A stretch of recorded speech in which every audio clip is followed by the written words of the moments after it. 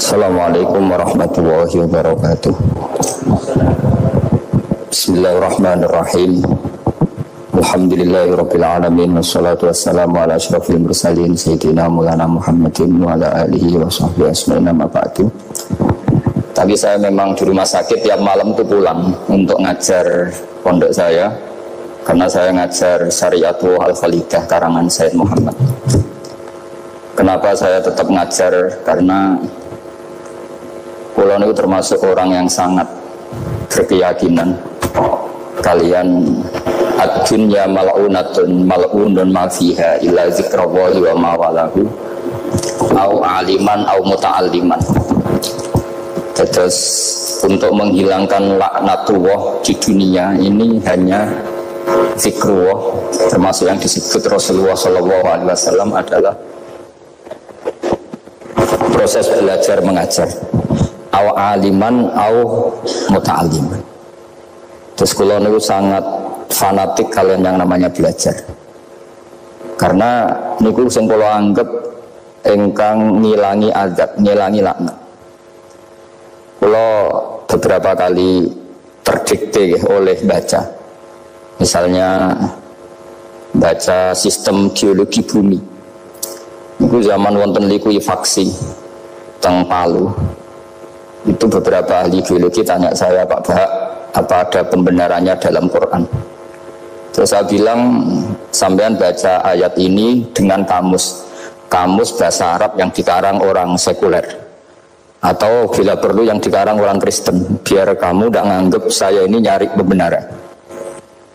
Selama ini alhamdulillah kadang kamus Munjid itu terkenalnya itu dikarang orang non muslim, tapi kadang itu ada hikmahnya. Hikmahnya adalah, tapi saya bukan berarti menganjurkan belajar Munjid, ini ada hikmahnya adalah madatul kalimah itu dimaknai secara benar menurut objektivitas ilmu.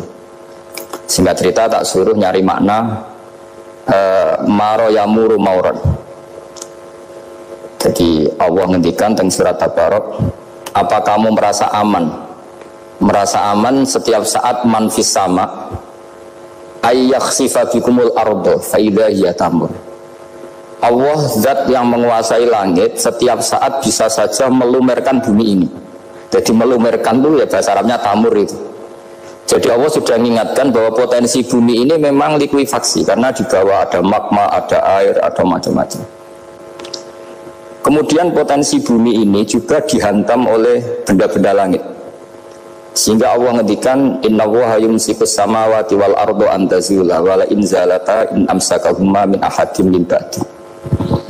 Jadi setiap saat mungkin meteor itu menghantam bumi, setiap saat mungkin Mars yang menghantam bumi. Sehingga kalau kita belajarnya itu geologi atau sistem galaksi, itu ketakutan kita ya pada likuifaksi, pada meteor yang jatuh, pada apa-apa. Tapi kalau misalnya kita baca yang su'ul khotimah, ketakutan kita ya akan su'ul khotimah. Tapi terus kalau lihat berita TV corona, ya takutnya akan corona. Tapi setelah distatistikkan, misalnya belajar orang yang mati karena ngelindur, itu ya terus takut tidur, karena yang mati karena ngelindur itu juga banyak. Artinya apa? Membaca itu membentuk, dan itu artinya belajar. Saya termasuk orang yang meskipun masih muda itu gak pati-pati mati. Ini yang membedakan saya dengan bisnis PD saya kalau masalah ngadepi mati. Karena bukan berarti saya mesti soleh, mesti husnul khotimah, ya enggak. Ada istilah mati yang menyenangkan dalam diri manusia, yaitu Nabi ngendikan Allahumma ahyini maka natil hayatu khairan li wa tawaffani maka natil wafatu khairan li. Sebagian doa Allahumma ja'alil hayata ziyadatan li fi kulli khairin wal mauta rahatan li min kulli syarrin. Jadi mati itu akhir dari maksiat saya, atau akhir dari potensi maksiat saya. Sehingga kata Sohibul Hikam, kamu harus percaya diri bisa selamanya tidak maksiat lagi. Orang kan tanya, masa manusia tidak bisa maksiat lagi? Ya bisa saja kamu pas toat terus mati, berarti sudah tidak bisa maksiat. Jadi ulama itu melihat mati itu akhir dari segala maksiat atau potensi maksiat. Di sini hebatnya lagi-lagi GNU itu. Bohong fase gendo kayak apa, kalau mati saya dia tombone menang kabeh, saya dia menang kabeh. Sesuai kayak ini saya nih, kemudian buatan sakit maling, buatan sakit korupsi. Oh gede saya ini. Itu satu ilmu yang luar biasa, meskipun ya tentu agak ngawur, tapi itu bagus, secara ilmu bagus, karena al-maut adalah rohatun min kulli syarr. Lagi-lagi yang menyelamatkan itu illa aliman atau muta'aliman, proses belajar mengajar. Saya baca banyak tentang halal haram dalam kitab Imam Ghazali itu, tak ulang berkali-kali. Saya itu dulu ya gak paham, karena kitab paling susah di bab Imam Ghazali itu menurut saya kitabul halal wal haram, termasuk bagaimana cara ngelola amwalus salatin yang terkenal korup, sementara menyumbang kamu sebagai jaizah, sebagai hadiah untuk para kiai atau untuk para guru. Itu perdebatannya ulama itu macam-macam. Ada yang bilang haram karena itu potensi haram, atau memang benar-benar haram. Ada yang bilang boleh, karena kalau yang pakai kamu untuk kebaikan, kali dipakai mereka ruwet. Kebetulan yang partai ini lebih besar Mas Nabi. Ya alhamdulillah. Terus dikiaskan sama ghanimah. Lagi-lagi karena baca, saya itu pernah ditanya seorang dosen di Jogja, Gus, saya ini muslim mulai kecil dan saya peneliti, saya pernah sekolah di mana-mana. Yang ganjil dari saya tentang Islam itu satu, yaitu ghanimah. Kok kayak Islam itu rampok gitu ya, perang sudah, orang kafir itu kalah, hartanya diambil gini-gini, ya ghanimah. Terus saya memberi analogi, kalau ada garong ke kamu, bawa senpi, bawa pedang, terus kamu mengalahkan garong itu, alat-alat itu kamu kembalikan apa kamu sita? Ya saya sita, nanti dipakai garong lagi. Ya kira-kira seperti itu. Kalau dikembalikan ke orang kafir, berarti menjadi kekuatan kekafiran lagi, dan itu harbi. Dia baru nerima, lagi-lagi ini barokahnya baca. Makanya saya diminta sama sini, ya saya tentu faktor hormat. Karena bapak saya memang dulu ngaji sama Mbak Dola. Mbak saya itu terkenal wali, yang bapaknya bapak.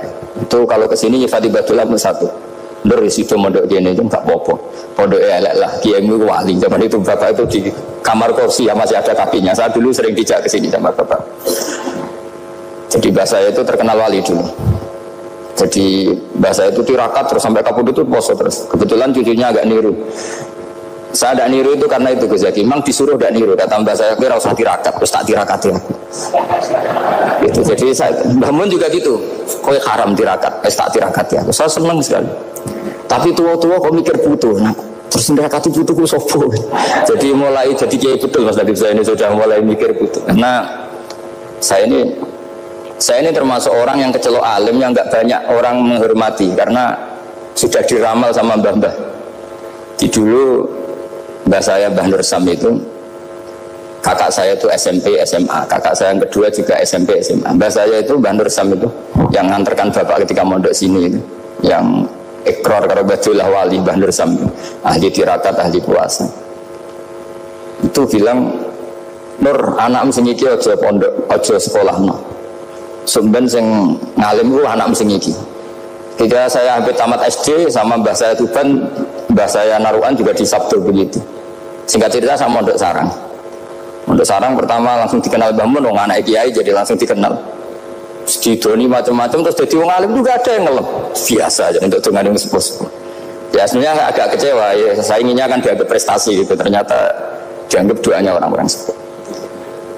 Ya makanya kalau ini kita begini ya rodok, ya syukurlah sama Bang Mutamakin sama semuanya karena tadi kenapa saya harus cerita ini. Quran sendiri mengakui bahwa orang soleh itu diantara aturannya adalah dzurriyatan ba'duha min ba'd. Meskipun Allah bisa bikin orang soleh dari mana saja, tapi yang legitimit itu memang dzurriyatan ba'duha min ba'd. Dan kata dzurriyah itu tasmalu auladal inas, kata Ibnu Hajar al-Asqalani, memasukkan turunan yang dari ibu. Meskipun tentu secara wali nikah atau secara disiplin nasab dari ibu itu tidak ngefek, tapi dari segi fa'innal irqadassas, bahwa sistem tubuh kita itu tetap ada gen dari seorang apa? Ibu. Sehingga banyak ulama tafsir mengatakan dzurriyah itu tasmalu auladal inas. Dzurriyah itu memasukkan turunan dari apa?